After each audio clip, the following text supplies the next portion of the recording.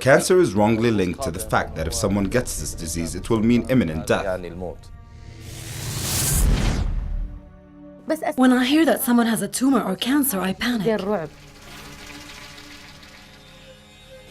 There are some people who think it is contagious. There are others who think it will certainly and inevitably cause death.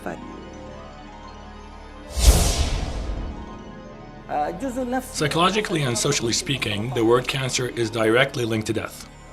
And this is neither scientific nor correct.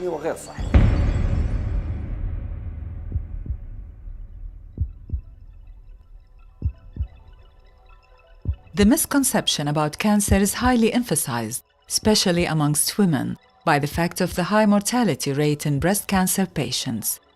And this is not due to the unavailability or ineffectiveness of treatment, but rather that most cases arrive late and seek therapy at very late stages of the disease.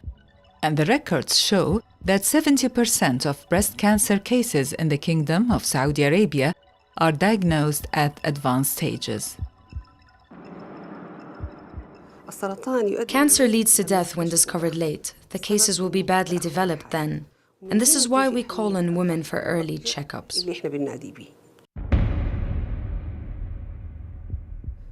Breast cancer makes up 22% of all tumors, and it ranks as #1 in cancer cases in women. And what makes it really dangerous is that 2/3 of the patients arrive with very advanced stages.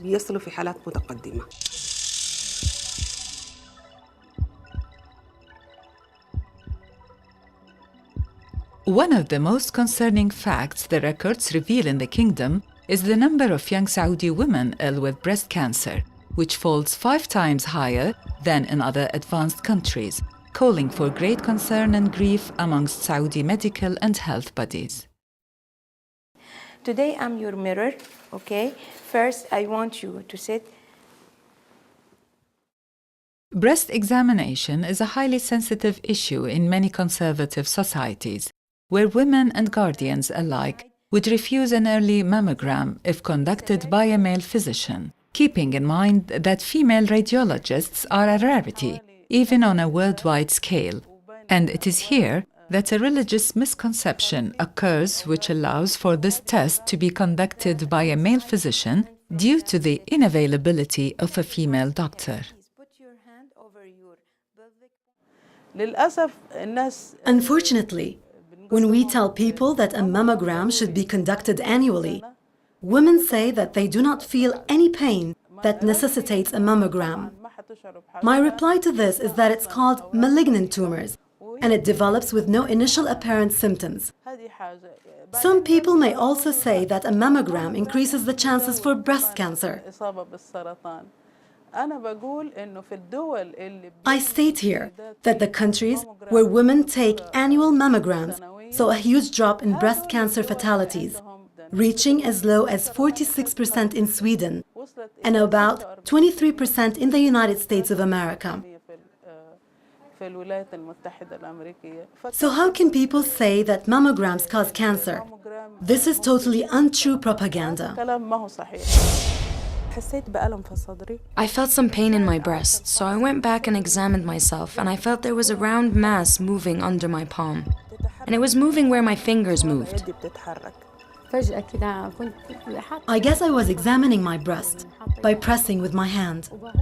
And I felt a mass, a hard mass in my breast, but it never occurred to me that this could be cancer. I felt my breast and I found something hard, up by the breast. I did not think it was anything. I felt some pain from pressing down on it, and so I prayed some. Some women who have breast cancer refuse to take the needed tests. Moreover, some of them refuse proper medical treatment, whether surgical or as chemotherapy. And some women see that praying is more than enough medicine for their cases, while others turn to alternative medicine of herbs, resulting in loss of vital time, then returning to proper medicine after the disease has developed and reached a limit beyond cure. Our problem in the kingdom is not in the services. It is that our patients do not come early enough, nor in the right time. This is the problem. This problem complicates and turns into a grave situation where most of the breast cancer cases arrive for treatment at their last stages, putting the patients and their families under tremendous pressures because of the elongated and demanding treatment course of the most severe and advanced breast cancer cases, and because of the need to remove the breast, a most feminine characteristic of a woman. When I went in to see the doctor, he tried to calm me down, but I heard him looking for a surgeon.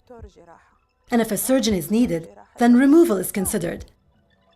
So I said, "Doctor, tell me the fact. I understand. I am in the field." Well, do all patients need to have a surgical procedure to remove the breast? The answer is no, most of them should not. In fact, 100% of them should not, provided they come early enough for checkups and treatment. In all advanced cases where surgical procedure is needed to remove the breast to prevent the spread of the disease, a course of intensive chemotherapy usually follows to eradicate the remainder of any tumor and also to prevent any future recurrences. Also in this stage, there is much misconception amongst women regarding medical treatment, mainly chemotherapy.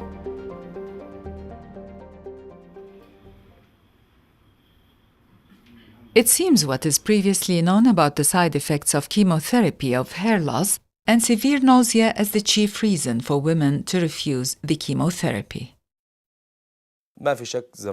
With no doubt, chemotherapy was very tiring to patients in the past because of the lack of remedies directed at the side effects of the treatment.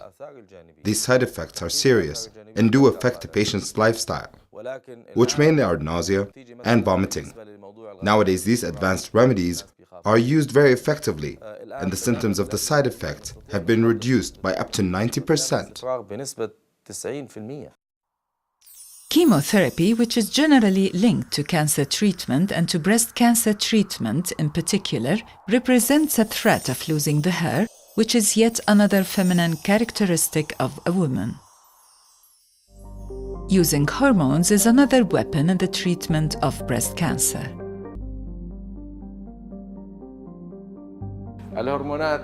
Hormones are a two-edged sword. Their use can cause cancer, but at the same time, it could cure it.